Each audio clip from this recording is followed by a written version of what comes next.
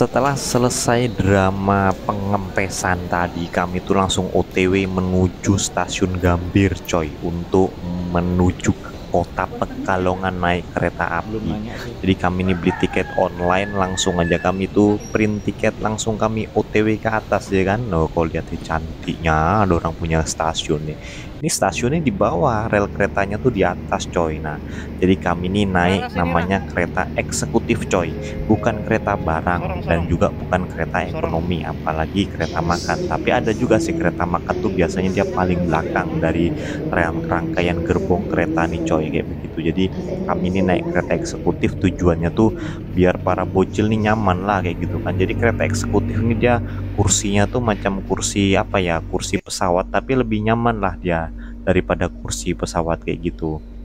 Nah, inilah penampakan di dalam kereta nih coy ya kan. Bocil-bocil sudah kami masukkan dan santai saja coy. Di dalam kereta nih dingin AC-nya. Mantap lah pokoknya. Ya kan? Beda kayak kita naik apa namanya tuh angkot, nggak sama coy. Ini pasti dingin. Nah, ini kereta nih sudah meninggalkan stasiun Gambir menuju ke Pekalongan.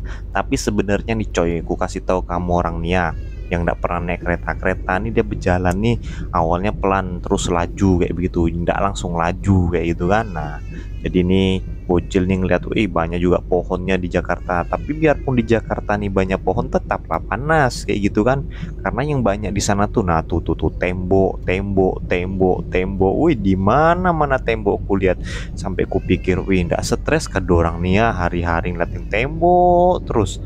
Masih mending lah kita di Kalimantan, masih lihat sungai, masih lihat apa namanya hutan, masih lihat ya pemandangan-pemandangan yang nggak bikin semak lah kayak gini kan. Nah, kalau lihat tuh tempo, berpapasan lagi sama kereta anu nih kan, apa LRT kah apa nih kan, komuter lain kah ada orang bilang tuh kayak begitu. Nah, jadi kami ini OTW sudah berjalan, kereta ini laju dia coy, makin lama makin laju, makin lama makin laju kayak begitu. Ini sudah meninggalkan Jakarta. Kau lihatlah tuh, rumah tuh mulai lagi kecil-kecil kayak gitu kan, nggak lagi tinggi-tinggi kayak tadi di Jakarta tuh coy. Jadi ini kereta ini mulai melaju nih. Nah, melewati pemandangan yang sangat indah nih coy. Nah, kau lihat nih, pokoknya nih sepanjang jalan nih kita nih bakalan melihat sawah, rumah kebun, rumah sawah, rumah kebun, rumah pohon pisang lah, sawah lah, kayak gitu aja coy. Yang kebanyakan kalau banyak pohon aja di pinggir jalan nih, cuma kita nggak bisa identifikasi itu pohon apa aja. Yang bisa kita identifikasi itu ya cuma ini ya, pohon pisang ya kan, itu pun ditanam di pinggir rumah orang kayak gitu coy. Nah, ini nih namanya double track, atau jalur keretanya tuh ada dua coy, kayak begitu ya kan. Ini jalur kereta dua nih, dari Jakarta sampai ke Surabaya sana sudah dua begini dia jalurnya coy ya kan, kayak gitu. Terus dulu tuh jalurnya masih satu, jadi kalau misalnya berpapasan, kata ibuku tuh coy, kereta tuh harus menepi dulu di stasiun terdekat supaya kereta jarak jauh tuh lewat duluan. Nah, ini kami nih makan nih coy di dalam. Jadi kami tuh udah beli makan, sebetulnya ada aja di ujung gerbong sana tuh, paling belakang kak kalau nggak salah, ada namanya gerbong makan. Cuma kita tuh mesti beli lagi kan kayak gitu, karena kami ini paket hemat ya, kami bawa makanan lah.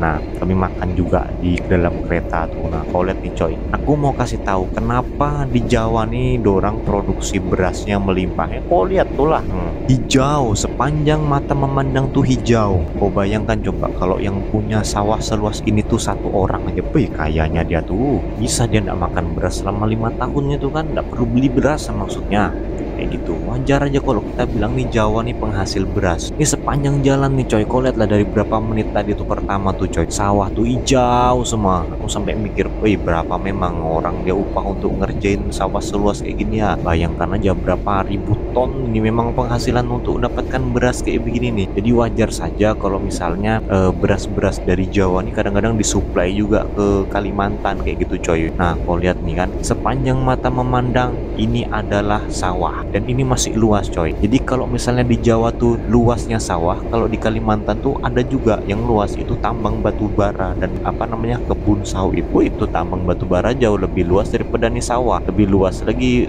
kebun sawit daripada nih sawah kan kayak gitu. Nah, Ini aku pindah lagi ke apa namanya tuh jendela yang sebelahnya coy, sebelah kanan. Nah nih kau lihat nih kan, rumah-rumah penduduk, ada pohon kelapa tuh, itu pintu perlintasan, terus ada pohon pisang lagi, rumah orang, sawah-sawah. Nah ini keretanya bergeser lagi coy ke trek yang ke sebelah kiri. Tadi kita trek yang sebelah kanan sana coy ya kan.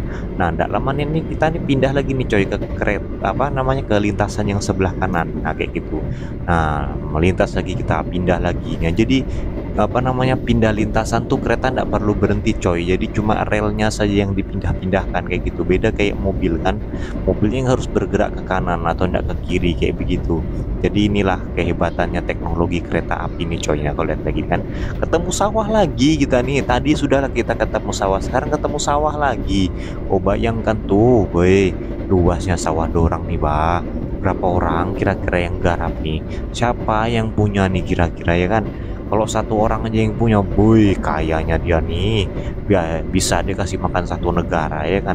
Memang sih sawah-sawah di Jawa nih luas-luas kayak begitu.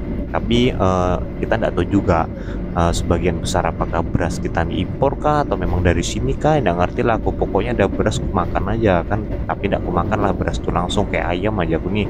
Maksudnya tuh dimasak dulu beras tuh coy, baru nanti kita apa makan kayak begitu. Kalau makan langsung berasnya macam ayam aja lagi kan kayak gitu. Jadi ini perjalanannya nih sebetulnya dari Jakarta ke Pekalongan tuh sekitar berapa, 4 jam coy kayak gitu. Karena dia apa namanya tuh terakhirnya tuh ada di Semarang, jadi dia tuh totalnya tuh sekitar 6 jam kayak begitu coy. Nah ini kan kami berangkat tuh setengah 3 sore waktu Jakarta nih, sudah menjelang apa mau maghrib gitulah suasananya kan, sudah mulai redup-redup cahayanya kan. Nah kalau lihat tuh langit-langitnya kan mulai menuju gelap kayak begitu, karena kita berjalan ke arah timur Pulau Jawa kayak gitu coy. Ini nih keretanya nih berbelok nih coy, karena dia lintasannya lagi berbelok kayak begitu coy, nah kan.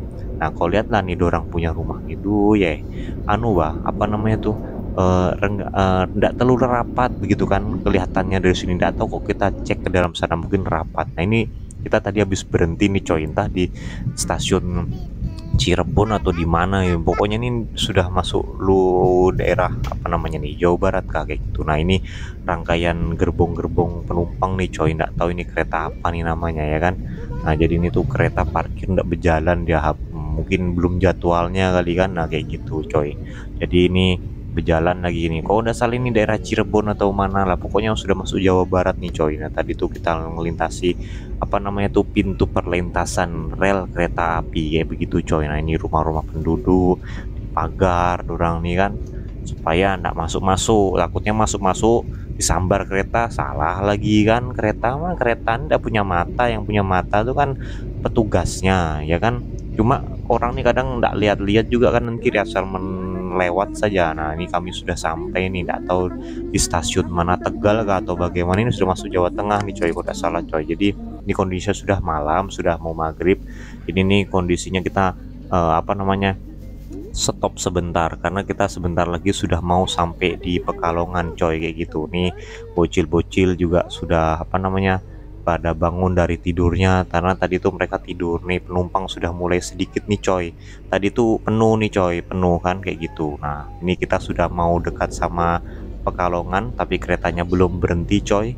Nah karena sudah mau dekat nih, makanya kami tuh siap-siap berdiri, pegang tas, pegang apa kayak gitu kan, karena masih banyak lagi barangku nih coy di belakang, karena kami tuh butuh porter untuk menurunkan ya begitu. Nah akhirnya kami pun tiba di stasiun Pekalongan dengan selamat ya kan. Nah, alhamdulillah nih kami sampai di Pekalongan tuh barang-barang kami coy. Oke coy, jadi itu dulu video kita untuk kali ini coy ya. Terima kasih kalian sudah menonton video ini coy.